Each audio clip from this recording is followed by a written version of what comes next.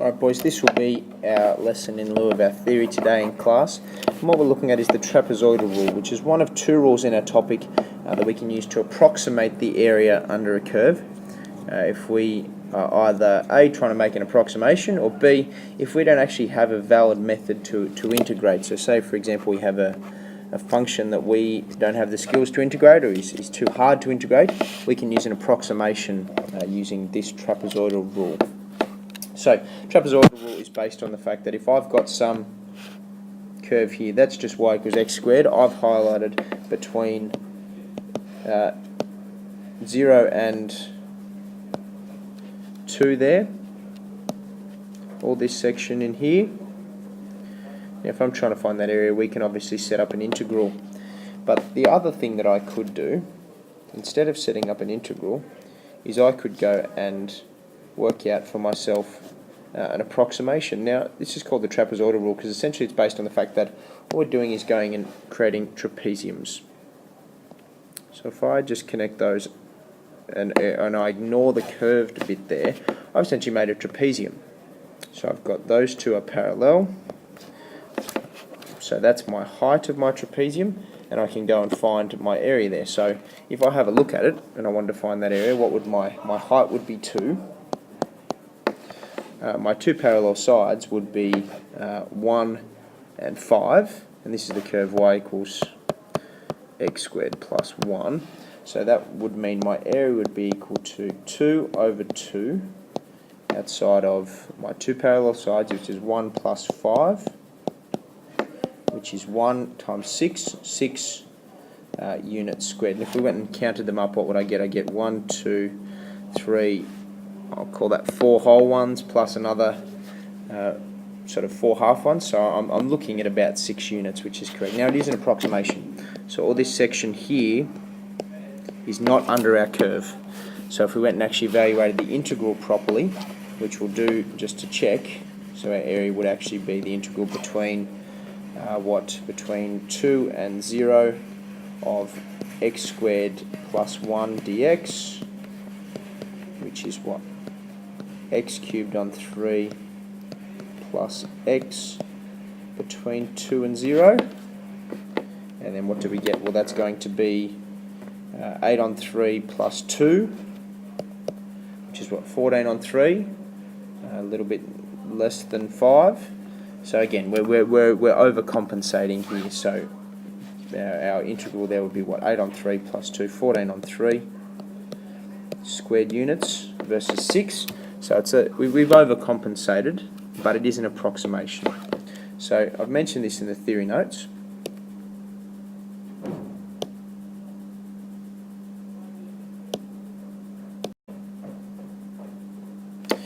Now, what happens as we do the as we do the trapezoidal rule, rather than just doing one application, what we actually want to do is do multiple applications. So if we break our areas down into more trapeziums, we end up making it less accurate. Essentially, what ends up happening is that bit on that previous slide where we overcompensated, that ends up being reduced. So let's say, for example, I've got something like, I'm going to find the area. Now this is an example from the theory notes that I've put on iLearn. So I'm going to approximate between 2 and 0 x cubed dx. Now again, we could set up an integral, we could find the exact area, but I'm not interested in doing that. We're interested in making an approximation. Now if we sketch that one, we know that x cubed is going to look something like this. And if we sketched it again between 2 and 0, and this is coming straight out of the theory notes, find an approximation for that integral there using the trapezoidal rule with 4 subintervals.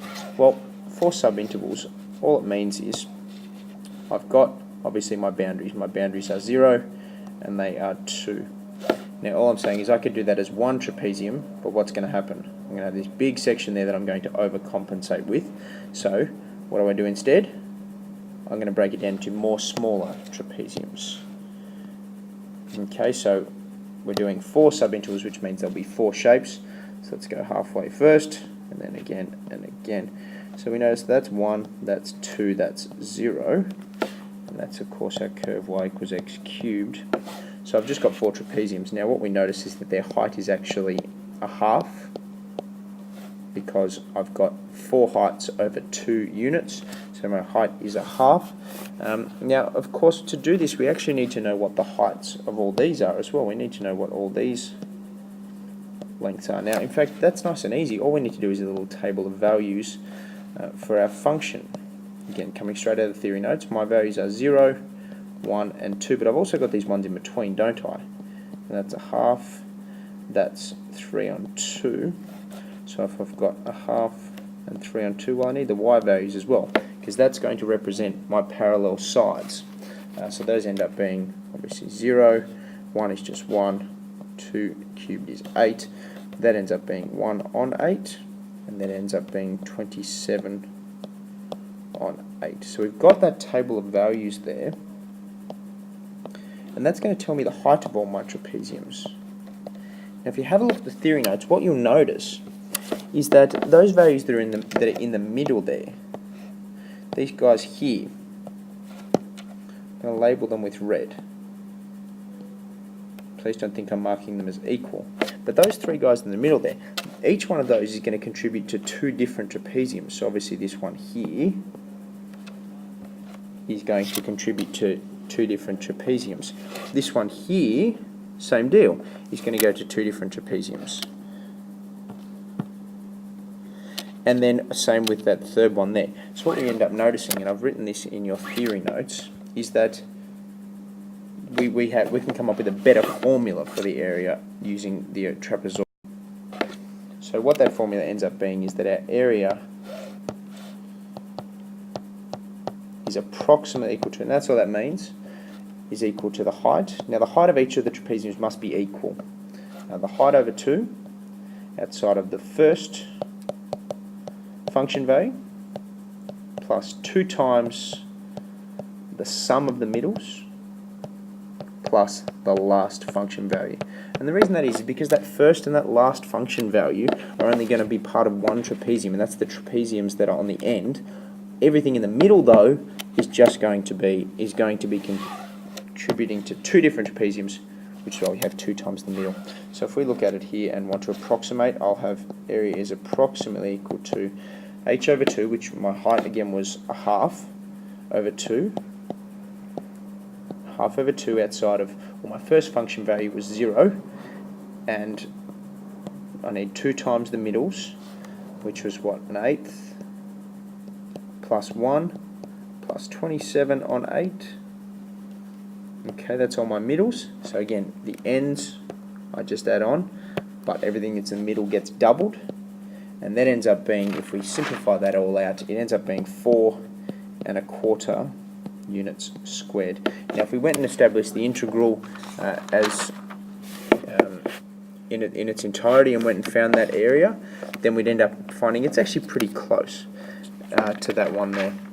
Now again, I've put this all in your theory notes, so please, I hope we're having a look at them. I put one more example in there as well. This is something, it's using the trapezoidal rule to find the area of a piece of land. So it's not a function, if you like. We can also use these approximations to find the area of shapes that have curved edges, but often we end up finding it might be a function on a number plane, or it may be a curved area as well. So could you please make sure you've copied those theory notes into your theory book, and we won't actually be doing any questions on this tonight, but this will be what our lesson is tomorrow morning. I hope this has been helpful. Thanks, boys.